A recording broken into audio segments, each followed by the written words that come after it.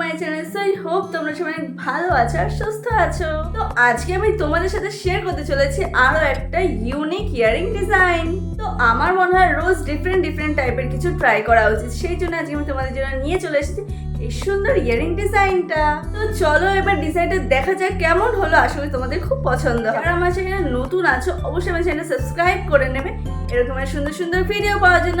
তো চলো এবার তোমরা পুরো ভিডিওটা দেখতে থাকো।